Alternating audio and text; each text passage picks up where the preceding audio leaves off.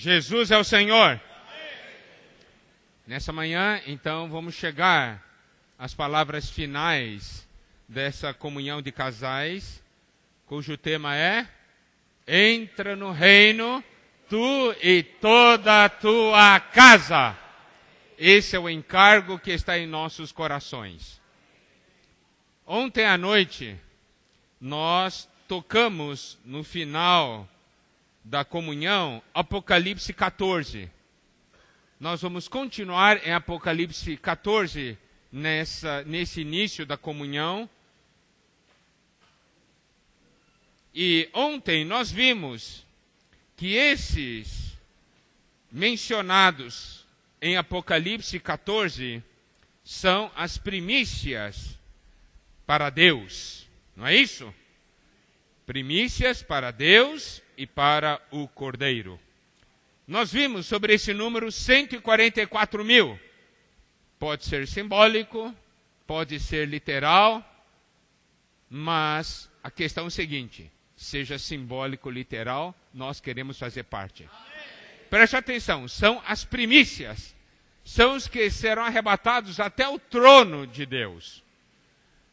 Haverá depois outros arrebatamentos, mas daí será até as nuvens. Essa porção é para primícias. Você quer ser primícia? Nós sempre devemos almejar o melhor. Se for primícia, quer dizer que no reino vai ter uma posição muito boa. Não é isso? O que é primícia? É aquele que Deus olha e não aguenta, diz: eu tenho que arrancar agora, eu tenho que desfrutar agora. É a mesma coisa numa árvore que tem muitos frutos. Daí você olhando aqui, ó, puxa, olha só, tem uma fruta ou uma ou duas frutas, né, que estão amadurecendo, as outras estão tudo verde, mas essas duas estão amadurecendo. Você fica de olho nessas duas, não é assim? Você não fica de olho nas verdes. Você diz aqui, por quê? Porque você está esperando desfrutar essas frutas. Daí quando chega no ponto, essas são para mim. Não é isso? É para o desfrute. Nossa intenção, amados irmãos, não é somente olhar o número, mas quais são as características dessas primícias? Porque nós temos que aplicar isso aí para nós. Por que essas frutas se tornaram primícias? E existe nessa mesma porção da palavra algumas indicações. Indicações que realmente nos norteiam. Como nós falamos, nosso desejo é saber como viver hoje, não é verdade? Nos tempos finais. Apocalipse 14, versículo 1 diz o seguinte: olhei, e eis o Cordeiro em pé sobre o monte Sião, e com ele 144 mil, tendo na fronte escrito o seu nome e o nome de seu pai. Primeira característica das primícias: tem o nome do Senhor. E esse nome é algo tão íntimo que tem isso escrito na fronte. É um lugar que todo mundo pode ver. Se fosse nas costas, é coisa oculta. Mas está na fronte. Quer dizer, quando alguém olha para mim, primeira coisa que olha ali. Quer dizer que a nossa pessoa e o nome estão totalmente mesclados. E é algo visível. Imagina, se eu pegar um pedaço de papel vermelho e colar aqui na minha testa, será que está visível? O que vocês acham? É isso aí. Tem um nome visível. Você quer ser primícia? Invoque o Senhor. Sempre. Exercite o Espírito. Oh, Senhor Jesus. Tal forma que você e o nome, você não consegue mais separar. quando alguém olha para você e diz assim, esse aí, o nome de Jesus, é a mesma coisa.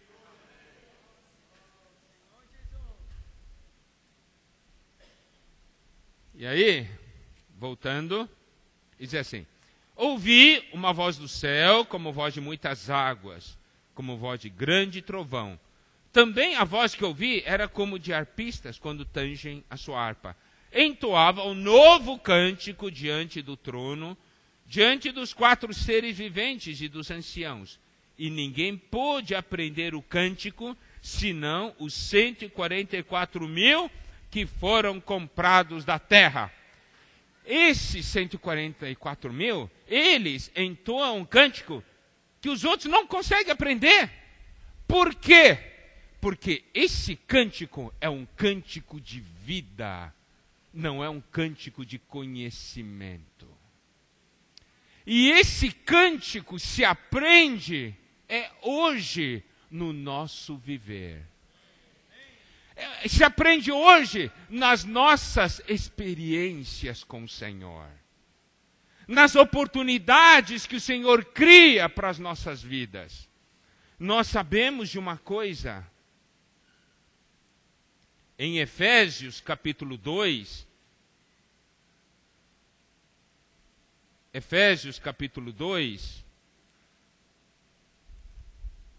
versículo 10, diz, pois somos feitura dele, criados em Cristo Jesus para as boas obras, as quais Deus de antemão preparou para que andássemos nelas.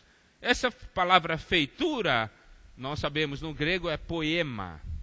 Poema significa poema. É uma poesia. Nós somos a obra-prima de Deus, nós somos a poesia de Deus. Significa o quê? Que esse trabalhar de Deus em nossa vida produz um poema, uma letra. E essa letra é um poema para o universo. E esse cântico que a gente aprende é um cântico do dia a dia. Os irmãos entenderam? Não é dizer assim, deixa eu ver essa letra, deixa eu decorar essa letra. Não é assim. Eu estou passando por uma situação e eu na situação digo, ó Senhor Jesus, eu estou no Espírito, eu louvo o Senhor. Isso é um cântico para Deus. Isso não se aprende assim. Por isso que só esses conseguem cantar. Só esses conseguiram aprender.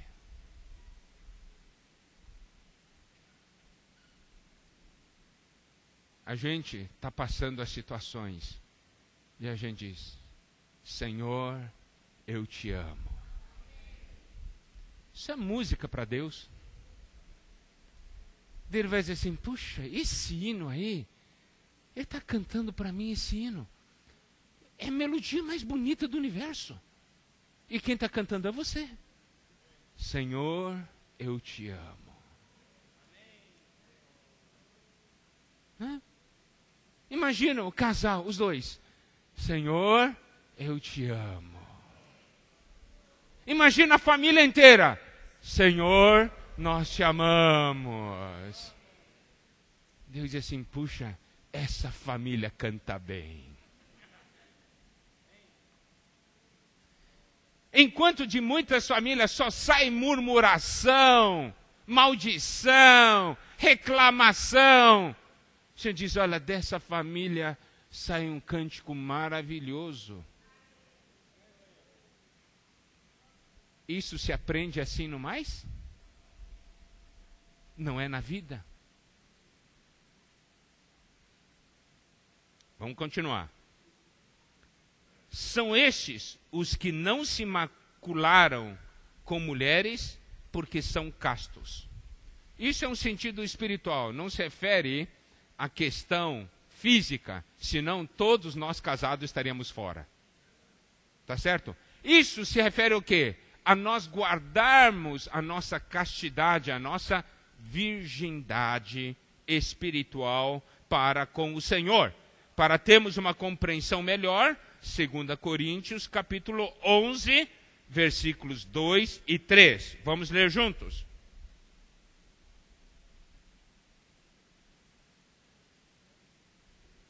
Segunda Coríntios, capítulo 11, versículos 2 e 3. Tá bem? Vamos ler juntos. Porque zelo por vós com zelo de Deus, visto que vos tenho preparado para vos apresentar como virgem pura a um só esposo que é Cristo. Mas receio que assim como a serpente enganou a Eva com a sua astúcia, assim também seja corrompida a vossa mente, e se aparte da simplicidade e pureza devidas a Cristo. Amados irmãos, esse mundo em que nós vivemos é um mundo que corrompe. É um mundo que quer tirar a nossa pureza. Mas aqui a Bíblia nos mostra que há esses 144 mil, eles não se macularam, eles se mantiveram castos. Nós queremos, com o coração simples e puro, amar o Senhor. Se chega alguém e começa a buzinar no nosso ouvido, sabe de uma coisa? Aquele irmão, aquela coisa, e babababá, é para quê? Tirar a nossa virgindade. Depois de a gente ouvir aquilo, a gente não consegue mais ser simples e puro. Começa a pôr dúvida em todas as coisas.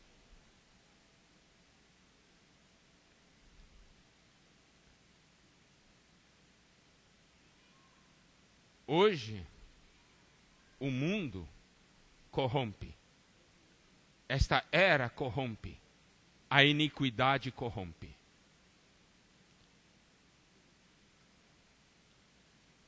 O inimigo quer tirar a nossa virgindade espiritual.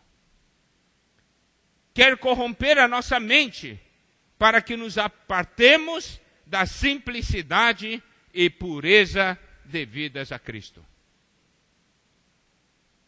Irmãos, isso é terrível. Eu já compartilhei uma vez com os irmãos. Eu tive uma experiência no passado bastante forte nesse assunto. Porque quando a gente está envolvido com muitas coisas, você viaja, vai em tantos lugares tal, e olha as situações.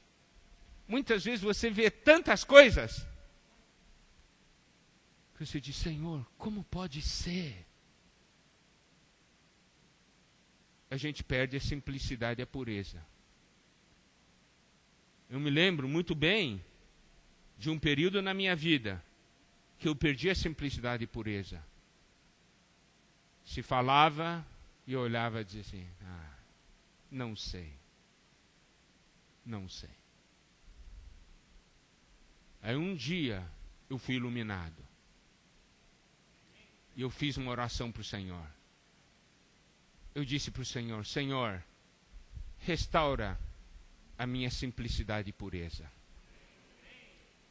Eu quero voltar a acreditar. Eu só quero ser simples e puro.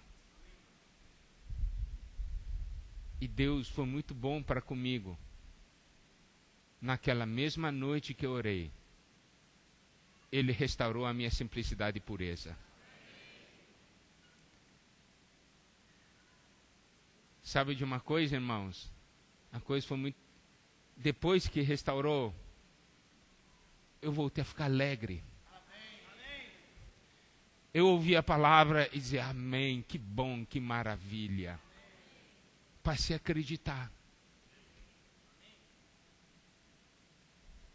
Muitas vezes, nós perdemos a simplicidade e pureza, não é verdade? Porque você sabe uma coisa ali, sabe de outra coisa ali. o inimigo vem corromper nossa mente. Mas 144 mil se mantiveram castos. Pode ser que haja hoje algum irmão nessa condição aqui. Alguma irmã. Eu quero dizer, Deus pode restaurar. Deus pode restaurar. Louvado seja o Senhor. Nós queremos ser simples e puros, nós queremos ser como crianças. Criança, crê no Senhor. Eu quero saber uma coisa. Muitas vezes, por exemplo, a situação em nossa casa. Talvez por nós conhecemos demais a natureza humana, ou a natureza do cônjuge, ou dos filhos, ou dos pais, nós tenhamos o sentimento de que ele não tem jeito. Não é verdade? Daí, qualquer conselho que os irmãos dão, daí você vai dizer assim, é porque você não conhece ele.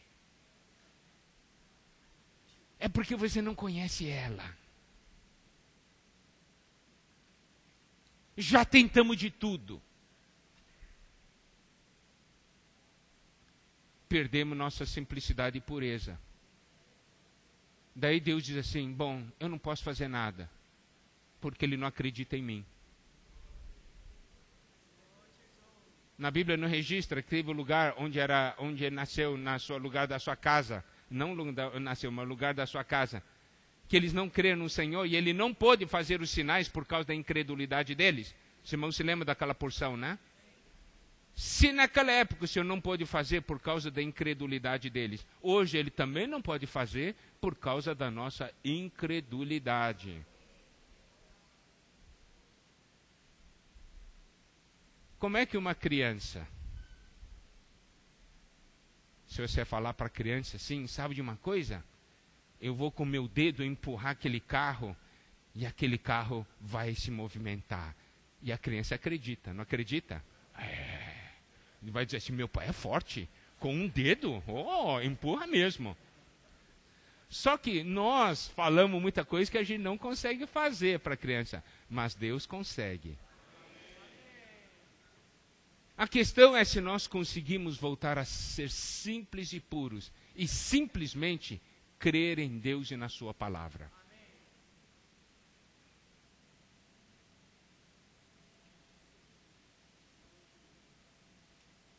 E ainda mais, continuando. Olha só, são as características, tá? Nós estamos falando das características. São eles, os seguidores do Cordeiro, por onde quer que vá.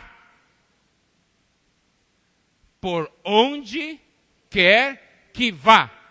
Eles seguem. É fácil seguir o Senhor? É fácil? Nós temos que negar a nós mesmos. Vou dizer uma coisa, quando o Senhor estava nessa terra, o Senhor, quando falou que sua carne era verdadeira comida, seu sangue era verdadeira bebida, os discípulos se escandalizaram. E foram embora, não foram? Foi um monte embora. Não pense, amados irmãos, que hoje você não se escandaliza. O Senhor fala hoje coisas que você se escandaliza.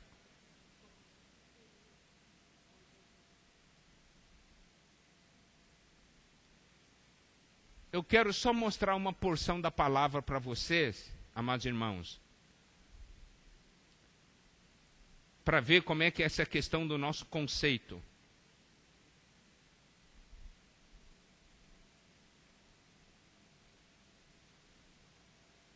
Mateus 11, versículo 18 e 19.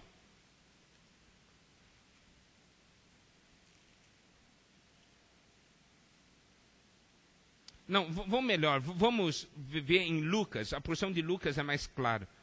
Lucas 7, 33 e 34.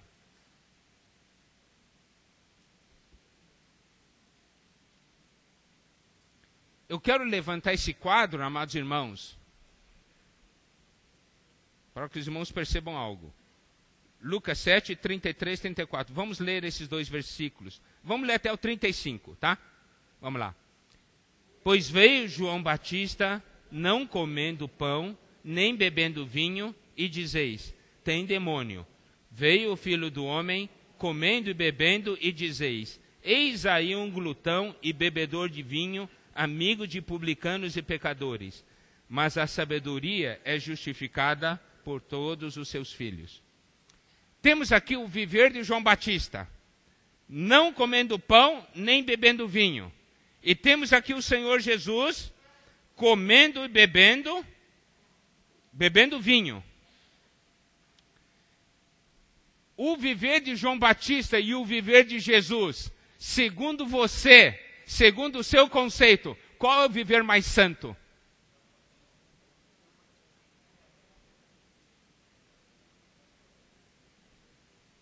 Quem? Você se escandalizaria com o viver do Senhor Jesus? Não, eu estou levantando uma coisa talvez que você nunca percebeu antes. Hã? Né? Comendo e bebendo vinho com publicanos e pecadores.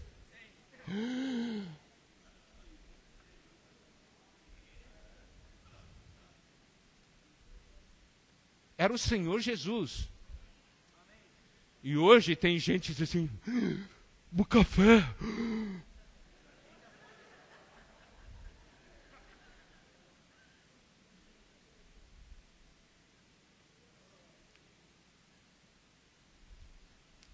Eu quero mostrar mais um versículo.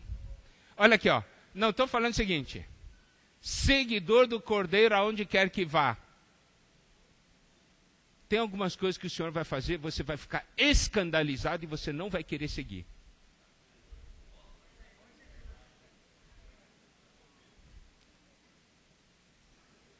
É ou não é verdade? Eu quero ler mais um versículo. Eclesiastes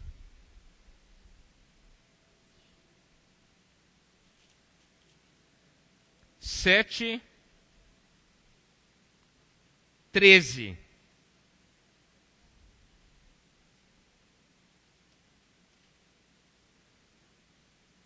Vamos ler juntos esse versículo. Eclesiastes 7, 13.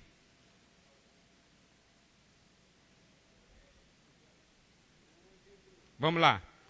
Atenta para as obras de Deus, pois quem poderá endireitar o que ele torceu? Você entende o que esse versículo quer dizer? Deus fez uma coisa e você diz assim, está torcido. Eu tenho que endireitar. Deus fez muito mal feito. Está torcido. Eu vou endireitar isso aí. Quem disse que está torcido?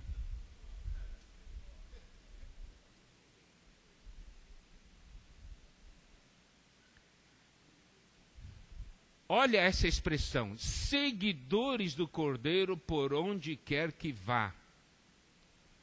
E quando o Senhor Jesus disse, né, se alguém quer vir após mim, né, negue-se a si mesmo, tome sua cruz e siga-me.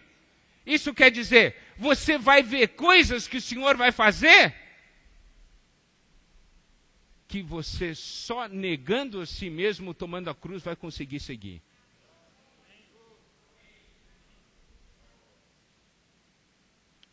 Os irmãos entendem o que eu quero dizer?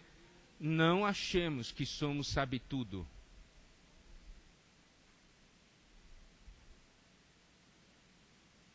Eu só estou levantando aqui um princípio de um vencedor. Nós vimos, quando vimos a respeito da unção e do Espírito, não julgar segundo o que vê, não repreender segundo o que ouve. tem que tocar Deus. O Senhor diz, ali naquela porção, Lucas, a sabedoria é justificada pelos seus filhos.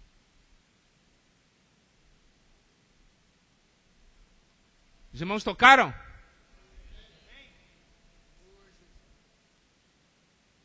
Simples, puro, como criança. Avançar dessa maneira. Principalmente na era que nós vivemos hoje. Onde a iniquidade opera, amados irmãos. Se nós dermos ouvidos à iniquidade, nós vamos parar. Não é verdade? Bom.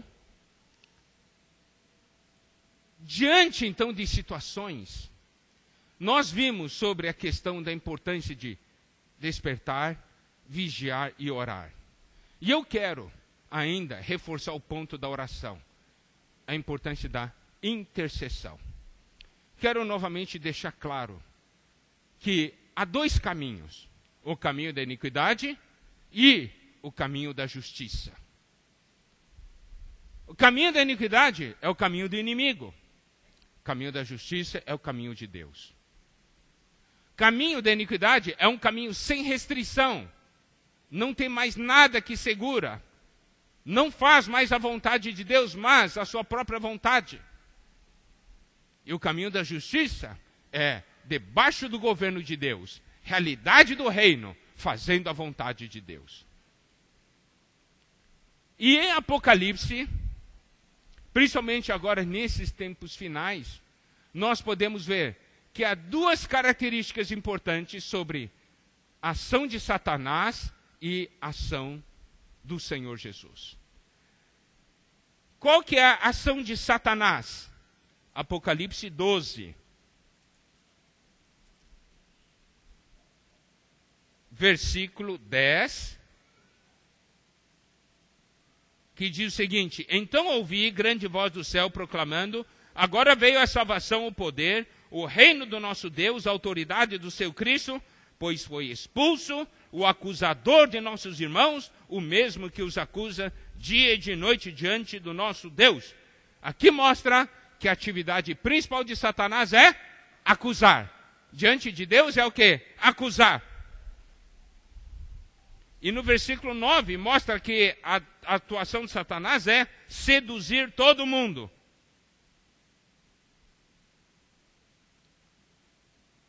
Irmãos, nunca entremos nesse ministério de Satanás, que é ministério de acusação.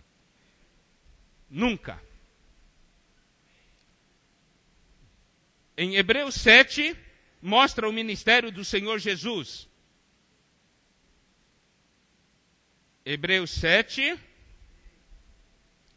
versículos 24 e 25, dizem: este, no entanto, porque continua para sempre, tem o seu sacerdote imutável, por isso também pode salvar totalmente os que por ele se chegam a Deus, vivendo sempre para interceder por eles.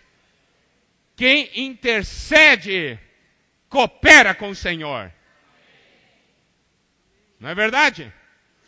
Aqui diz, salvar totalmente os que por ele chegam a Deus. Significa intercessão traz salvação. Qual ministério que nós desejamos ter? Acusação ou intercessão?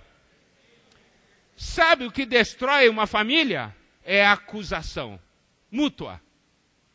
Marido acusa esposa, esposa acusa marido, pai acusa filho, filho acusa pai. Fica todo mundo acusando um ao outro. E Satanás fica numa alegria, todos bons cooperadores meus. E pior de tudo é quando acusa de dia e de noite. Esse negócio de acusar de dia e noite, principalmente as irmãs são mais fortes nisso aí. É dia e noite. Viu? Viu o que você fez? Viu o que você fez? Tá bom, errei. Viu o que você fez? Viu o que você fez? Tá bom, errei. Viu o que você fez? Viu o que você fez? Vai na hora de dormir? Viu o que você fez? Viu o que você fez? Chega. Acorda de manhã, você, Senhor Jesus, e do lado a voz. Viu o que você fez? Acontece ou não acontece? Você vai dizer, Miguel, não tanto assim. Um pouquinho. Mas um pouquinho já chega.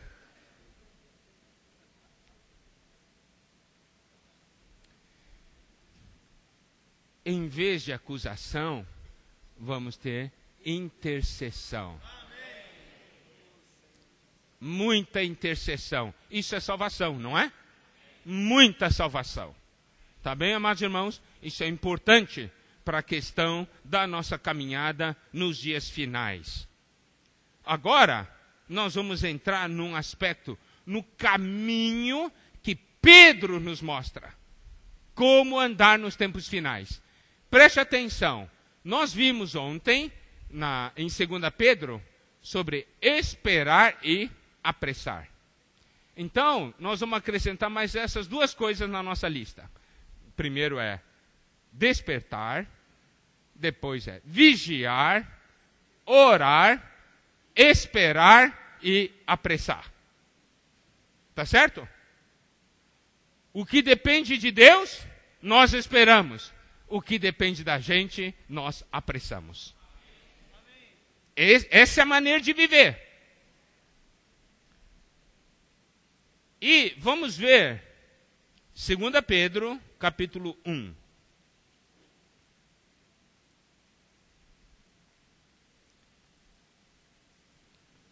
A partir do versículo 3.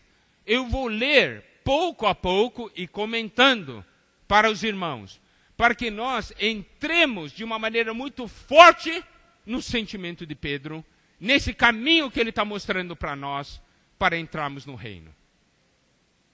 Ele diz assim no versículo 3, visto como pelo seu divino poder nos têm sido doadas todas as coisas que conduzem à vida e à piedade. Até aqui. Esse versículo mostra para nós que o nosso Deus, pelo seu divino poder, é pelo poder que Ele tem, Ele nos deu todas as coisas que conduzem à vida e à piedade. Isso quer dizer o quê? Essas coisas que acontecem no mundo, todo ataque do inimigo, toda a pressão desse mundo, é para nos conduzir ao quê? À iniquidade. Não é verdade?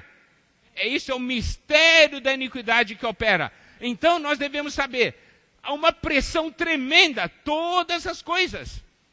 Por isso que a Bíblia diz que os dias são maus. Há toda essa pressão para nos conduzir à iniquidade. Mas aí esse versículo diz algo para nós. Mas nós recebemos de Deus.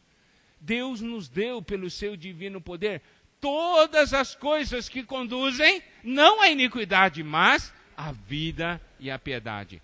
Você recebeu ou não recebeu? Amém. Recebeu? Amém. Está onde? Onde? No Espírito. Então, amados irmãos, vem a pressão. Vamos usar o Espírito. Resultado. Não vai ser iniquidade. Vai ser vida e piedade. Piedade é parecer-se com Deus. Ao invés de expressar o iníquo, nós expressamos Deus. Você tem ou não tem todas essas coisas? Aqui diz, todas. Falta alguma coisa? Não falta nada. Então, é possível vencer? É possível. Porque já foi dado para nós. Só que a gente não quer usar. Só que nós preferimos usar as armas da nossa carne, né?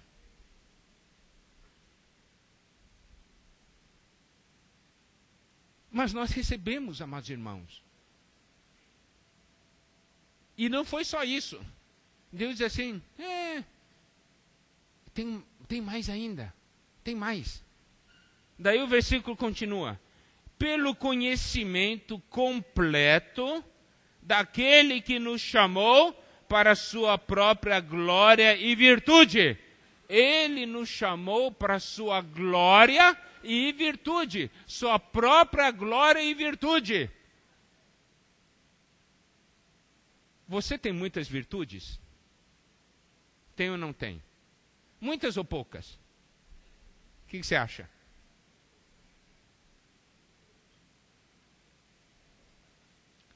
Você vai dizer assim, se é muito ou pouco, não vem ao caso, porque eu fui chamado para a própria virtude do Senhor. Não é verdade? Você não foi chamado? Para a própria glória e virtude dele.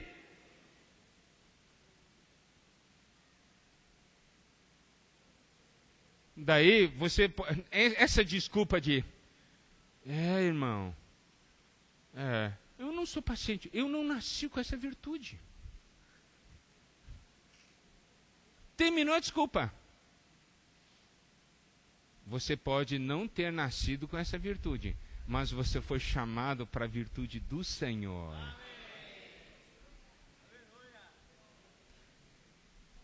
Então, você pode falar para o seu cônjuge, você tem todas as virtudes. Pode falar.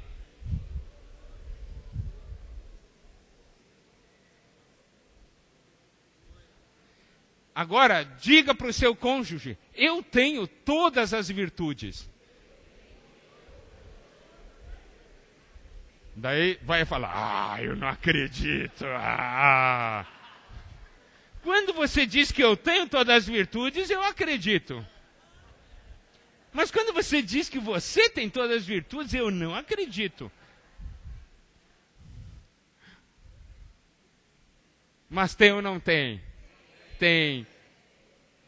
Mas você nasceu com todas as virtudes? Não. Mas nós somos chamados para a própria glória e virtude do Senhor. Você não sente que seu arsenal está crescendo? Está aumentando? Poxa! É tudo? Não, ainda tem mais. Ainda tem mais. Continua assim. Pelas quais nos têm sido doadas as suas preciosas e muito grandes promessas. Olha, ainda nós recebemos suas preciosas e muito grandes promessas.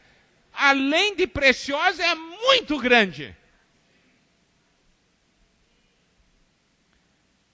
Presta atenção. Para quê? Para que por elas vos torneis coparticipantes da natureza divina. Poxa, além disso tudo, eu ganhei todas as promessas que me fazem coparticipantes da natureza divina. Bom? O mundo está ali, esse século está ali, a iniquidade está ali, e aqui estou eu. Sem armas? Não. Equipadíssimo. Equipadíssimo. Tem que usar. Tem que saber usar. E aí nós temos a prática. Temos que exercitar. E continua então. Livrando-vos da corrupção das paixões que há no mundo.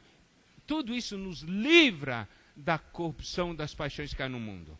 E ele continua, por isso mesmo vós, reunindo toda a vossa diligência, associai com a vossa fé a virtude, Com a virtude, o conhecimento. Com o conhecimento, o domínio próprio. Com o domínio próprio, a perseverança. Com a perseverança, a piedade. Com a piedade, a fraternidade, que é o amor fraternal. E com a fraternidade, o amor ágape.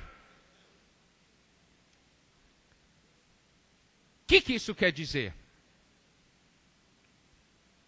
Quer dizer que nesse arsenal que nós recebemos, porque nós temos todas as coisas que conduzem à vida e à piedade, nós temos a glória e virtude do Senhor, nós temos as preciosas e muito grandes promessas que nos tornam coparticipantes da natureza divina, nós temos esses pontos. Agora nós temos que exercitar. Daí vem o quê? Daí vem as provas. As provas chegam.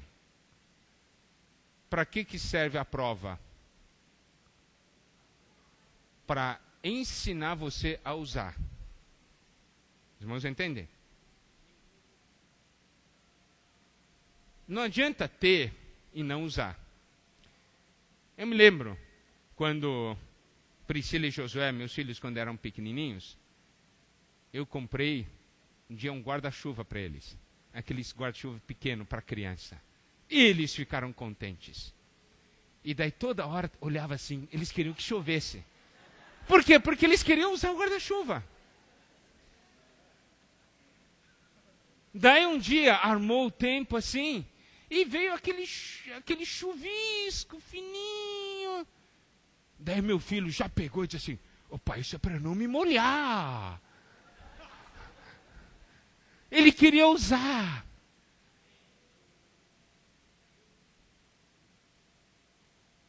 Irmãos, as provas vêm. É para a gente usar. E quanto mais usa, mais cresce. Aumenta. Não é verdade? Em que nós vamos ser provados?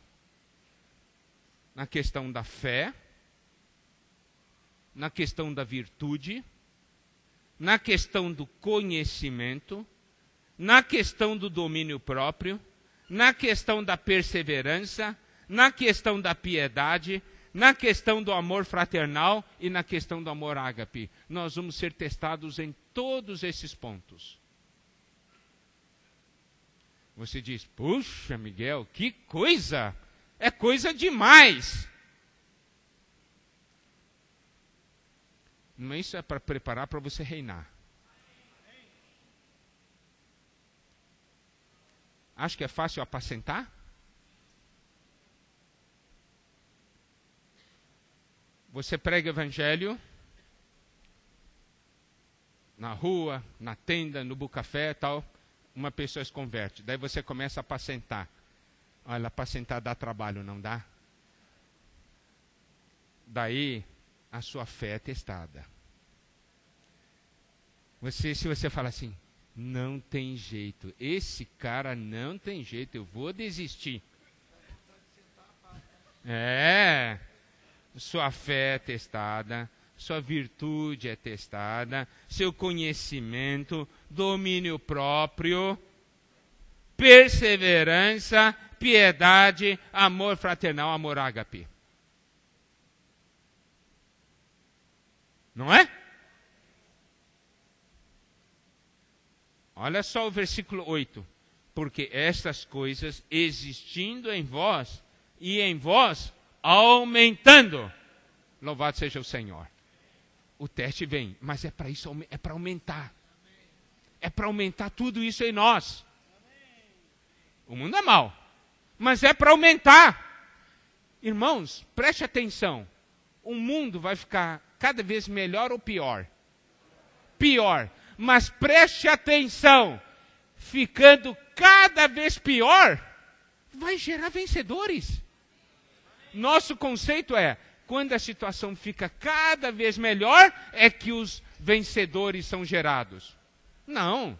O que a Bíblia mostra é, quando a coisa fica cada vez pior, é que os vencedores são gerados. Por quê? porque quando fica cada vez pior, você tem mais chance de usar tudo isso. Aí você cresce e vence.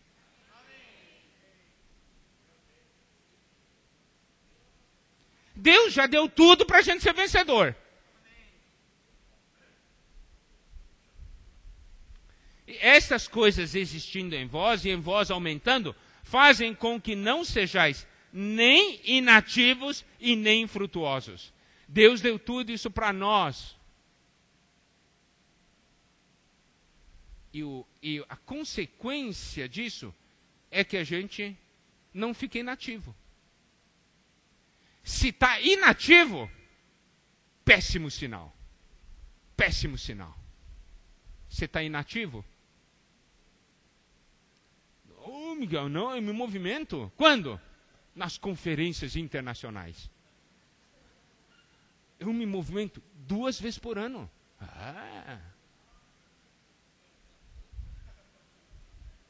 Adianta? É todo dia. Nem inativo, nem infrutuoso. No pleno conhecimento do nosso Senhor. Pois aquele a quem essas coisas não estão presentes é cego. Vendo só o que está perto, esquecido da purificação dos seus pecados de outrora. Quem não consegue ver isso é cego. Quem não consegue ver isso é cego.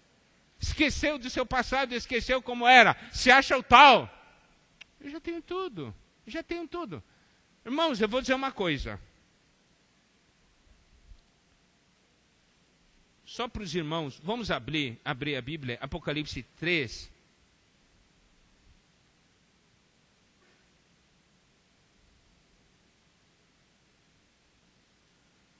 Versículo 17.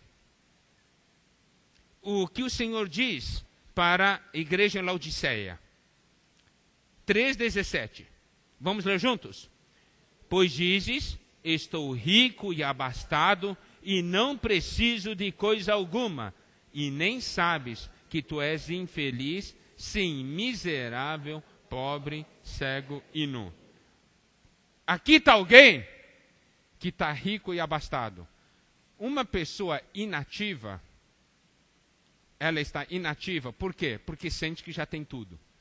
Eu não preciso mais. Estou rico e abastado. Eu não preciso de coisa nenhuma. Quem tem tudo, não é? Fica feliz, não fica? Não precisa de coisa alguma.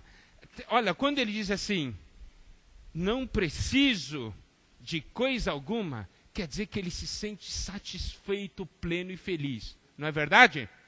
Porque se ele tivesse sentindo alguma coisa ruim ou faltando alguma coisa, ele não diria, não preciso de coisa alguma. Não é verdade?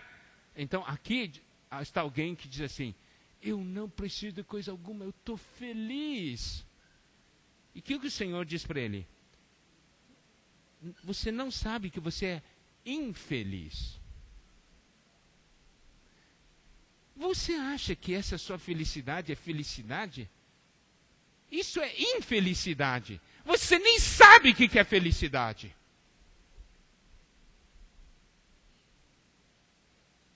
Você acha que você é rico? Você não tem nem noção do que é riqueza. Você é miserável. Olha a questão da percepção. Novamente, a questão do exercício do Espírito. Nós temos que ficar muito preocupados quando eu estou sentindo. Puxa, eu estou numa boa. Puxa, não falta nada. Eu estou com tudo. Deus diz assim, coitado. Você nem sabe o que é felicidade. Você é pobre, cego e nu. Você não vê nada. Você está nu. Só para mostrar, meus irmãos, não confiar nos nossos próprios sentimentos. Tá, vamos voltar para 2 Pedro.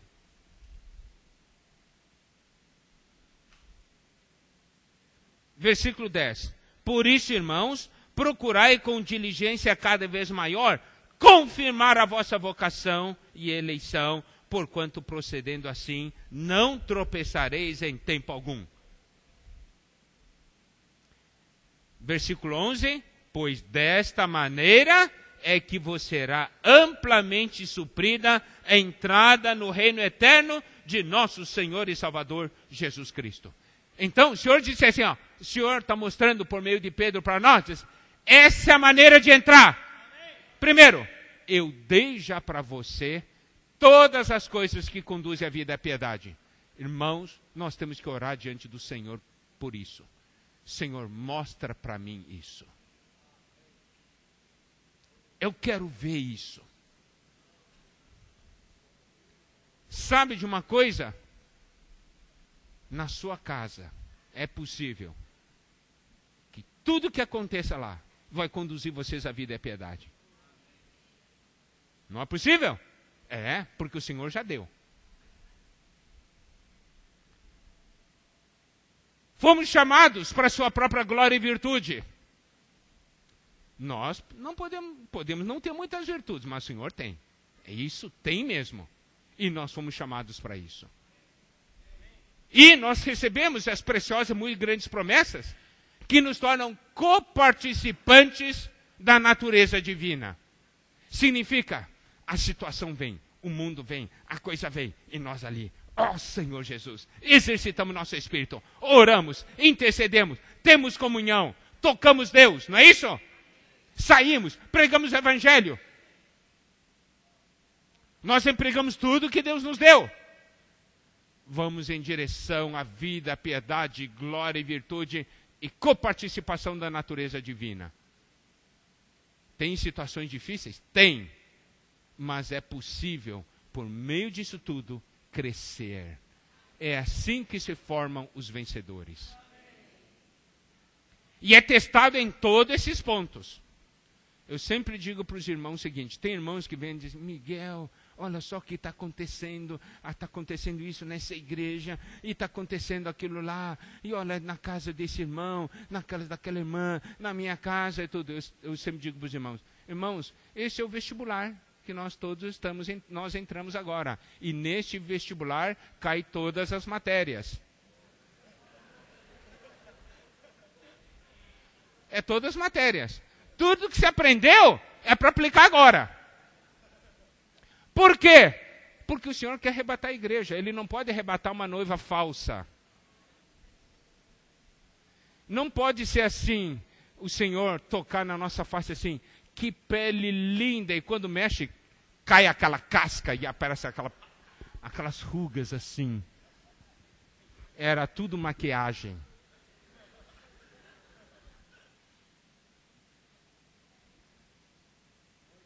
O nosso amor é provado, não é? E as coisas. E olha só, amados irmãos, e essas coisas vão até o amor ágape. O amor ágape. É isso que é a expressão de Deus, não é isso? Amor ágape. Vamos ver 1 Coríntios 13.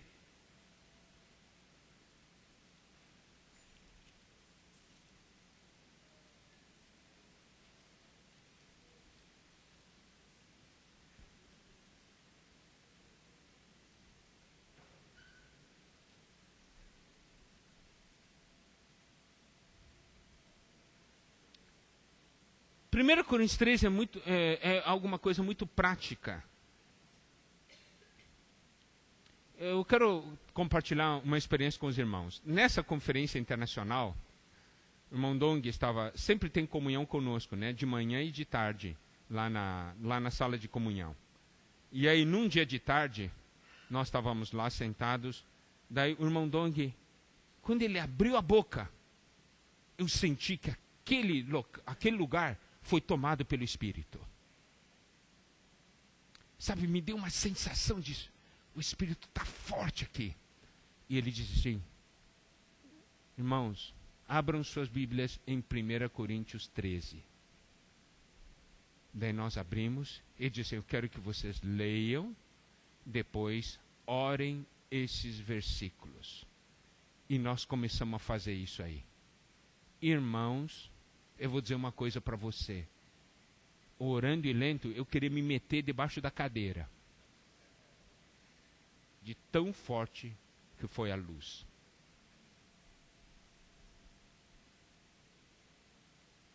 Sabe o que esses versículos dizem? Eu vou sintetizar aqui. Imagina um irmão que saiba falar língua dos homens e dos anjos. Como você consideraria esse irmão? E além disso, tivesse o dom de profetizar e conhecer todos os mistérios e toda a ciência. E aí? O que você acharia desse irmão? Poxa. E aí, tem a fé a ponto de transportar montes. Qual que é o problema? É aquele monte ali, você quer que aquele monte vá para lá? Monte, vá para lá. E aquele monte...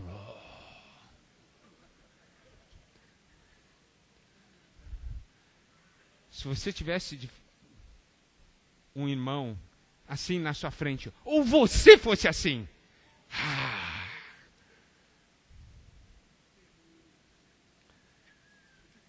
E distribuir todos os bens entre os pobres e entregasse o próprio corpo para ser queimado. O que você acharia de um irmão assim? Esse irmão é demais. Mas aqui quer dizer o seguinte: se não tiver amor, não é nada. Nada. Nada. Em outras palavras, você pode ter feito muitas coisas, mas Deus olha uma coisa: você fez com amor ou não? Se não foi com amor, não vale nada. Os irmãos entendem porque eu quis me meter embaixo da cadeira?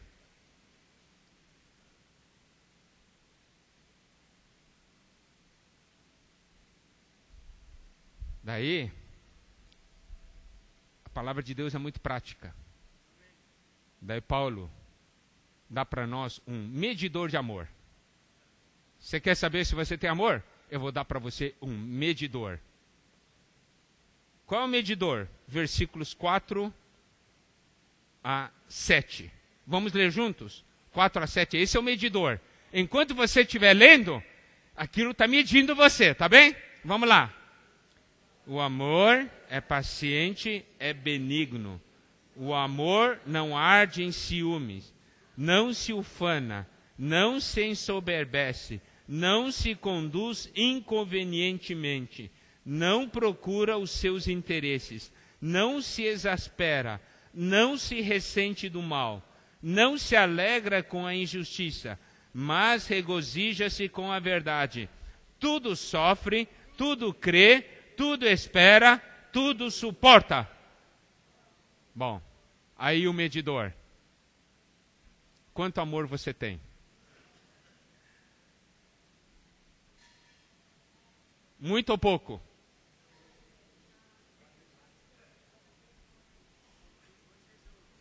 Você sabe o caminho para fazer isso crescer? Sabe? Aquela porção de Pedro que nós lemos. Por isso, irmãos, depois voltem, orem e leiam. 2 Pedro 1, a partir do versículo 3, né? Toda aquela porção que nós comentamos. Ali diz como fazer isso aumentar. É por meio das circunstâncias que vêm. E nós usando o nosso espírito. E essas coisas vão aumentando. Não pense, irmãos, que simplesmente vai cair do céu. Porque o que precisou cair do céu já caiu e já está no seu interior. Não é verdade? Agora tem que usar. Se usar, tudo aquilo cresce. Fé, né, perseverança, virtude, todas aquelas coisas vão crescer. É só usar. Exercitar. E eu vou dizer uma coisa, não há melhor lugar para exercitar do que nossa casa. Porque aí é exercício 24 horas. Academia que nunca fecha. Onde é que você vai? Vou para a academia do Espírito. Onde? Minha casa. Lá você vai ter que usar tudo. Não é verdade?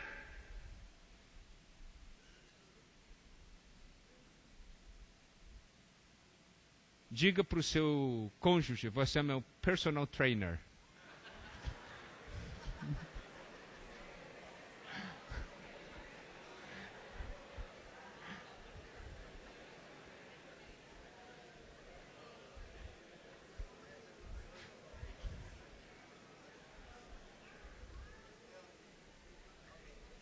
Você está conseguindo ver isso aí?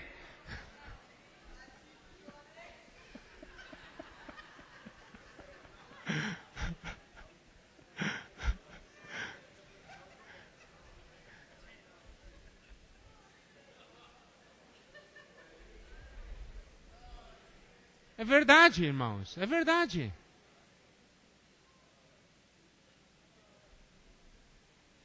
A vitória começa em nossa casa. O vencedor é gerado em casa.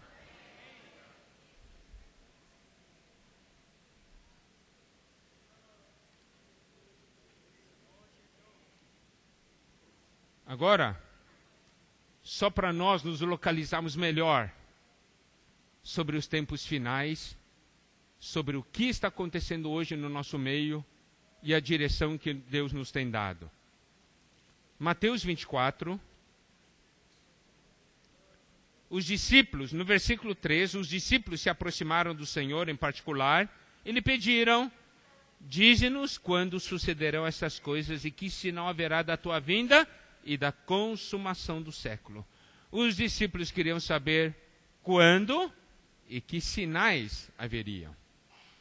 E o Senhor respondeu: tem sinais que não são ligados a nós, e tem sinais que são ligados a nós.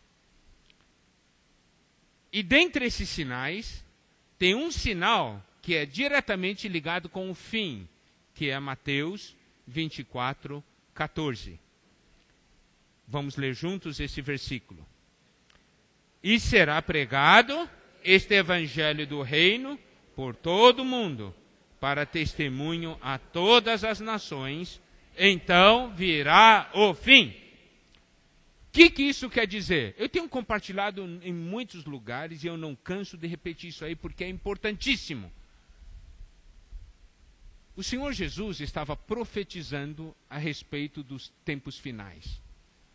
Em outras palavras, o Senhor está dizendo o seguinte: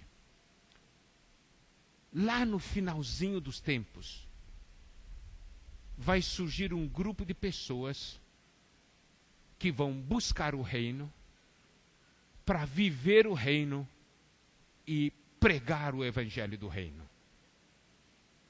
Eles vão ter o encargo pelo reino. E vão levar esse encargo do reino para toda a terra habitada. Isso vai acontecer no finalzinho dos tempos. Então, preste atenção. Quando você observar um grupo de pessoas com essa característica, você sabe que o fim está chegando. Eu quero fazer uma pergunta. Você está vendo um grupo de pessoas com essa característica? Quem?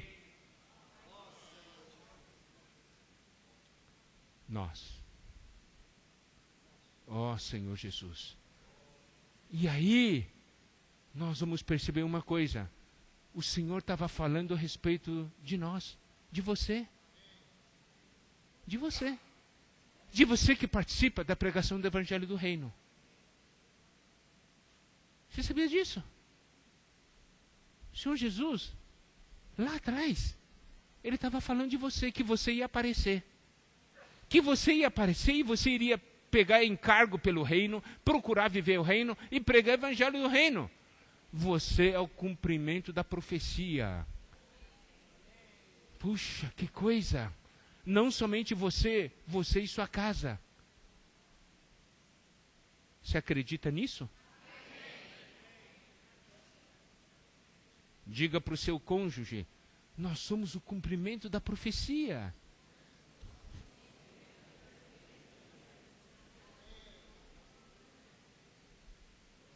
Mas, só se você pregar o evangelho do reino. Se você não pregar o evangelho do reino, você é aquele que está vendo o cumprimento da profecia, mas você não é o cumprimento da profecia. O que você escolhe? Só ver ou ser? Você pode escolher.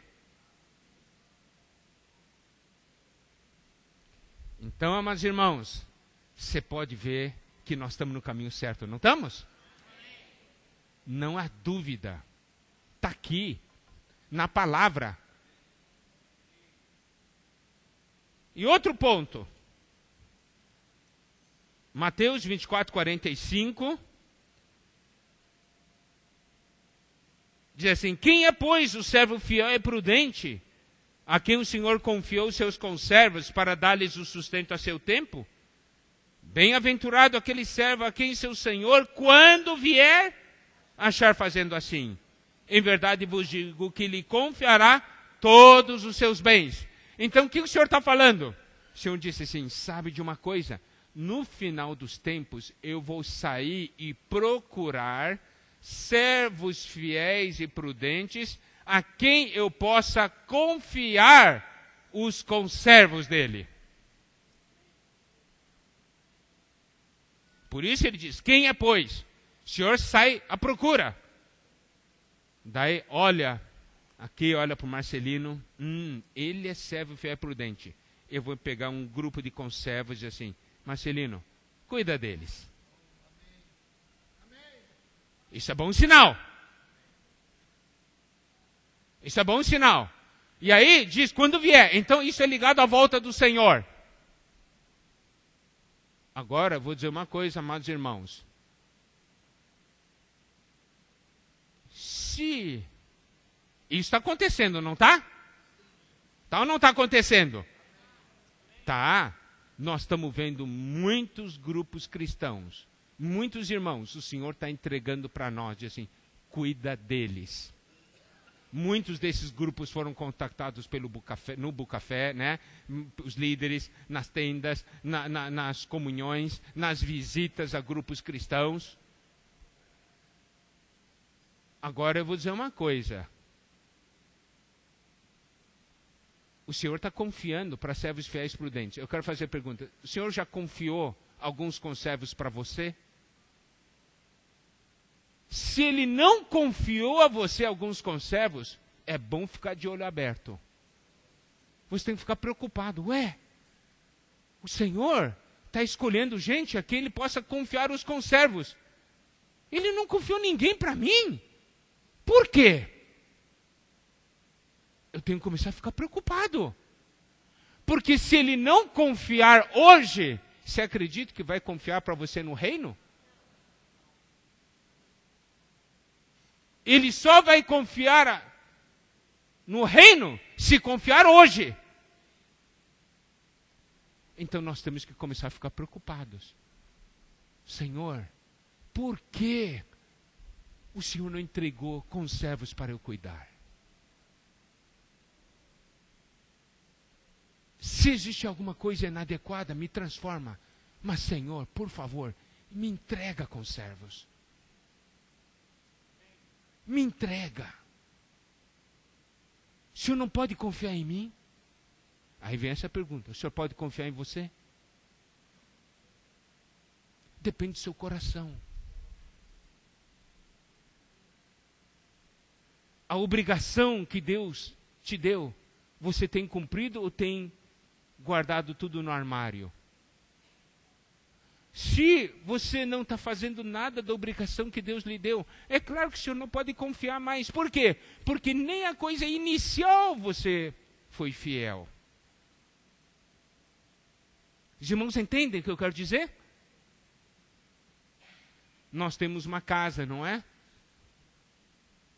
Se lembra aquela vez que nós mostramos a diferença da casa de Ló e da tenda de Abraão? Deus quis ir para a tenda de Abraão, não quis ir para a casa de Ló.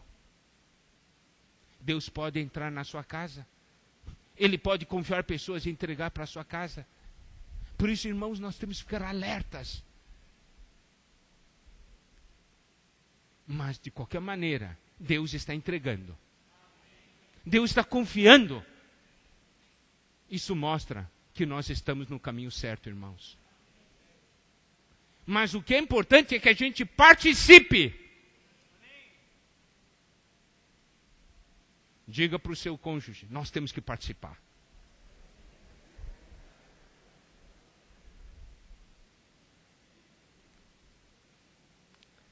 E aí, vem algo importante. Deus confiou para você alimentar o seu conservo. Quem tem encargo vai fazer uma pergunta. Senhor, que alimento eu tenho que dar para eles? Qual que é a necessidade deles? Qual é a necessidade deles? Por exemplo, alguém tem um filhinho e entrega. Diz assim, Amaury, eu vou ter que viajar, você cuida dele por uns 2 dias. Se eu entregar o filho para você, que pergunta você vai fazer? O que eu tenho que dar para ele comer, não é? Eu tenho que saber como eu tenho que cuidar dele. Então, quem recebe essa comissão, faz a pergunta. Senhor, o que eu tenho que dar para os meus conservos? Daí o Senhor vai falar o seguinte, você quer saber? Olha como a Bíblia é maravilhosa. No final do capítulo 24 fala de entregar os conservos e a resposta do que tem que cuidar está no capítulo 25. Nós temos ali 2 parábolas. A parábola das virgens e a parábola dos talentos. Essas 2 parábolas é como se o Senhor estivesse falando assim para mim. Miguel, eis aqui os conservos. Então, eu disse, Senhor, o que eu tenho que cuidar? Que alimento eu tenho que dar para eles? Para que eles cresçam? Que pontos que eu tenho que cuidar? Então, o Senhor vai falar para mim, Miguel, tem 2 coisas que impedirão seus conservos de entrar no reino. Primeiro, falta de crescimento de vida. Significa falta de azeite na vasilha. Se faltar azeite na vasilha, não entrará no reino. Então presta atenção nesse ponto. Tem que fazê-los crescer em vida, tem que fazer com que tenham azeite na vasilha. Segundo ponto, o outro ponto que vai impedir seus conservos de entrar no reino é o quê? É talento enterrado. Você tem que ajudá-los a desenterrar os talentos. Se você cuidar desses 2 pontos, esses seus conservos entrarão no reino. E qual é a palavra que o Senhor está nos dando hoje? Quando nós estamos cuidando dos irmãos, faça os irmãos crescerem em vida, não é isso?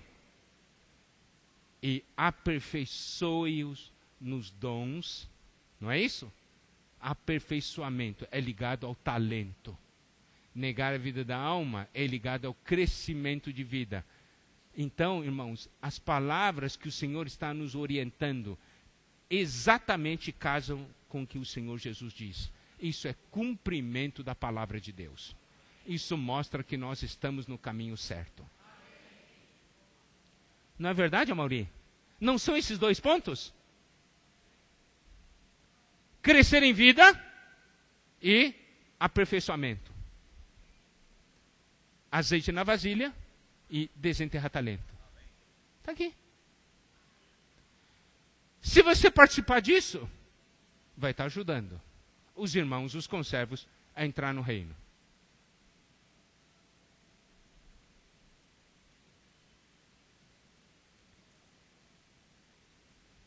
Olha, amados irmãos, nós estamos vivendo Mateus 24 e 25. Você não tem essa sensação? Eu tenho essa sensação. Eu leio Mateus 24 e 25 e disse, está acontecendo agora. O Senhor Jesus estava falando disso. E eu estou nisso. Eu estou nisso. Hã? Quem não está tem que entrar. Maravilha, irmãos. Isso nos dá uma força.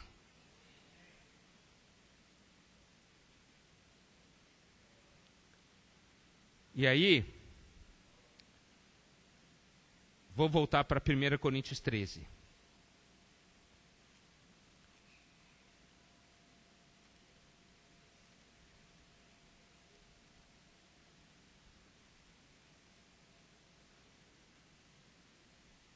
A 1 Coríntios 13, versículo 8. Em diante diz o seguinte: o amor jamais acaba, mas havendo profecias desaparecerão, havendo línguas cessarão, havendo ciência passará. Porque em parte conhecemos e em parte profetizamos. Quando, porém, vier o que é perfeito, então o que é em parte será aniquilado. Quando era menino, falava como menino, sentia como menino, pensava como menino. Quando cheguei a ser homem, desisti das coisas próprias de menino. Amados irmãos, é momento de desistir das coisas próprias de meninos. Está errado? Não é uma questão de certo ou errado. Quando era menino, eu falava como menino, sentia como menino, pensava como menino. Preste atenção. Falar, sentir, pensar. Hoje, amados irmãos, você ainda fala como menino? Ou fala como homem? Você sente como menino? Ou sente como homem? Você pensa como menino? Ou pensa como homem? Porque agora vemos como em espelho, obscuramente. Então veremos face a face. Agora conheço em parte. Então conhecerei como também sou conhecido. Versículo 13, vamos ler juntos. Agora, pois, permanecem a fé, a esperança e o amor. Estes três, porém, o maior destes é o amor. Aqui, o apóstolo nos diz o quê? Que permanece a fé, a esperança e o amor. Irmãos, isso tem que permanecer. Isso tem que estar em nós, em nossa casa. Fé, esperança e amor. Só que essa fé, esperança e amor não são conceitos abstratos. Essa fé, esperança e amor se manifestam em um viver, se manifestam de uma maneira prática. Daí, vamos a 1 Tessalonicenses, capítulo 1, versículo 3.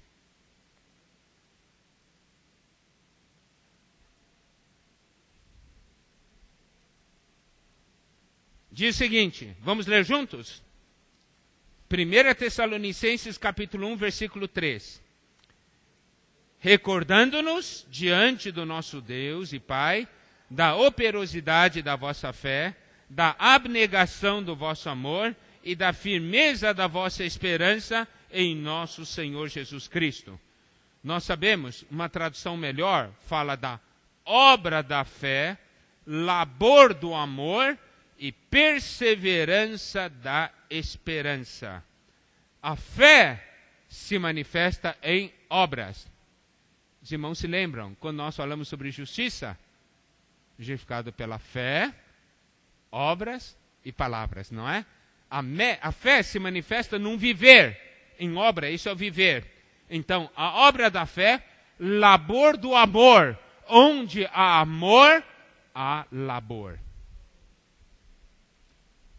E perseverança da esperança. Onde há esperança, tem perseverança.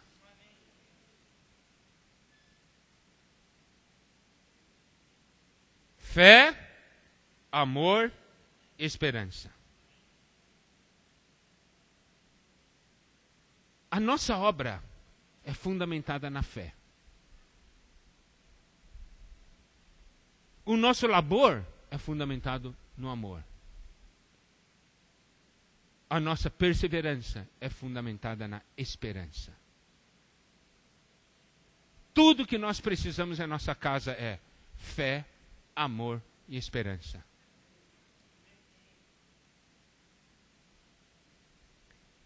E agora, 1 Tessalonicenses, capítulo 5, versículo 8. Vamos ler juntos, tá bem?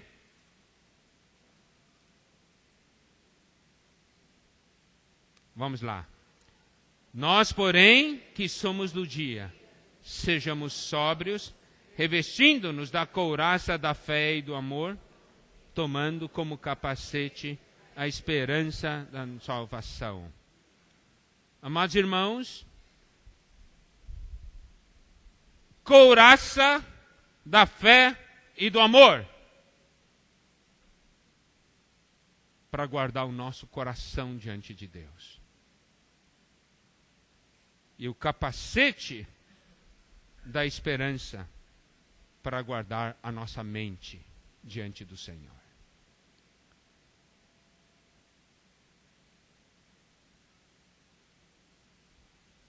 Eu não sei se os irmãos estão conseguindo agora ver o caminho que o Senhor nos deixou para viver esses tempos finais. Tudo isso que nós compartilhamos foi para nos localizarmos, vendo os acontecimentos relativos ao final dos tempos, ligados a nós, à nossa experiência, ao mundo que hoje nos cerca, mas também o caminho indicado pelo Senhor. E o final, o caminho mais excelente é o amor. O que nós precisamos, fé, amor e esperança. Daí nós vamos conseguir. Deus já nos deu tudo, amados irmãos. É hora de usar. Sabemos que as coisas são difíceis. Mas é por isso que existe essa palavra, vencedor. É aquele que vence. É possível vencer. É ou não é possível? É. Porque Deus já nos deu tudo. E ao percebermos então a nossa importância para Deus, porque nós somos o cumprimento de profecias, isso nos encoraja a prosseguir e a nos consagrarmos mais para o Senhor, porque já estamos na arrancada final. Eu sempre digo o seguinte, nós estamos na reta final, é como se fosse uma corrida de revezamento. 4%. Outros correram as primeiras 3 etapas. Nós estamos correndo a última etapa. E sabe, dentro da estratégia dos competidores, eles sempre dão importância para o primeiro e para o último. E o melhor é deixado para o último. O melhor corredor, porque esse tem que tirar todo o atraso que ocorreu antes. Não é verdade? Eu não sei porquê, eu não entendo, mas o Senhor nos escolheu para correr essa última etapa. É para tirar o atraso de todas as outras etapas.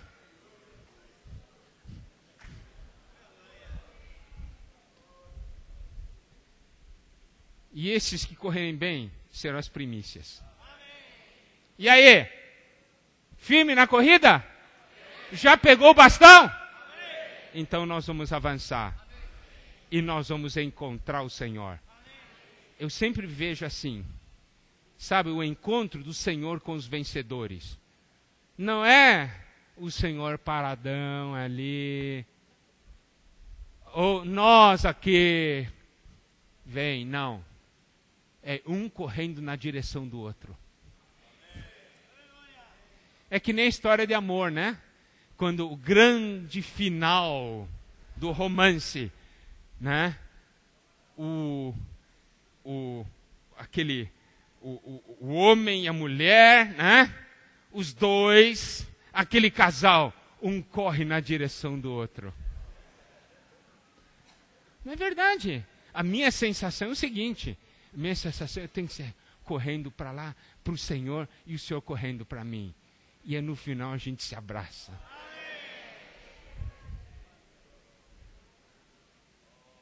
Nós temos que ver. Né? O irmão já dizia assim, a Bíblia não pode ser um jornal para nós, tem que ser televisão. Você olha assim, a coisa está acontecendo, olha lá. E televisão é uma coisa, a gente está lá, se você é filmado, não é? Você viu que a televisão te filmou, você quer que todo mundo assista, né? Liga aquele programa lá, eu vou aparecer lá, viu? Eu vou aparecer, não é verdade? Aqui tem um programa maravilhoso. Se você participa, você consegue ver você ali. Olha lá. Irmão, eu vou dizer uma coisa, eu leio a Bíblia desse jeito, sabia? Senhor, eu quero participar, Senhor. Isso aqui é para mim, está falando de mim. Eu estou na Bíblia, que bom. Você não está na Bíblia? A Bíblia fala de você? É isso aí, meus amados irmãos. A Bíblia fala da sua casa? Amém. Jesus é o Senhor. Amém? Tá bom, vamos ter comunhão, né? Direto ou pequenos grupos, como é que vai ser?